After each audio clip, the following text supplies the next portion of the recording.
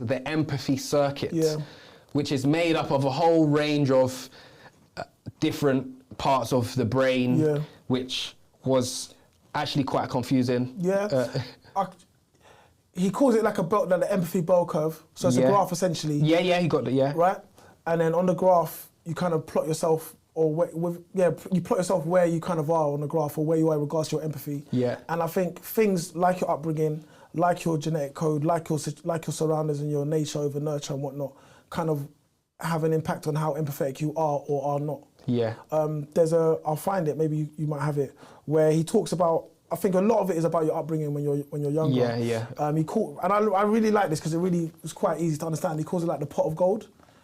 He never made this up. It was a psychiatrist or someone that made it up. It's like, I think the guy was called Bowley, I could be wrong.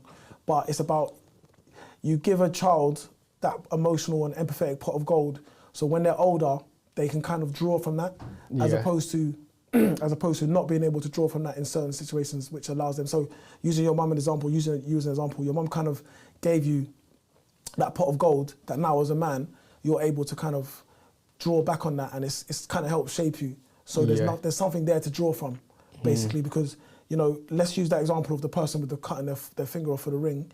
If you didn't have that pot of gold, if that was you, because of that pot of gold you've got, you might be like, you know what, that's not the way to feed my family. Yeah. That's not the way because I don't want to bring pain. That person's now you'll start thinking about the other person. Yeah. They're gonna have no finger and they might die and they might have a husband, or all that kind of stuff is gonna come into your mind. So, and I really kind of, that resonated with me because it made sense. Obviously, I work with young people a lot, and you see the results for various reasons of the lack of that. Yeah. The results that has and how that plays off, and that can even pass on. What was very interesting about the empathy curve was how important how much of your childhood could have an impact on your empathy curve, on how empathetic you are. And in fact, we'll come on to like the 3 types that he talks about. He talks about borderline personality disorder, which is called negative B. He talks about negative type P, which is a psychopath, and then negative type N, which is someone narcissistic. And I guess we'll touch on each 3 points. But the stats around childhood, he said 60 to 80% of borderline personality disorder suffered physical abuse as a child or growing up, and 40 to 70% suffered sexual abuse. So it's like some people might be a certain way. They might be, like come across narcissistic. They might be horrible. They might be rude.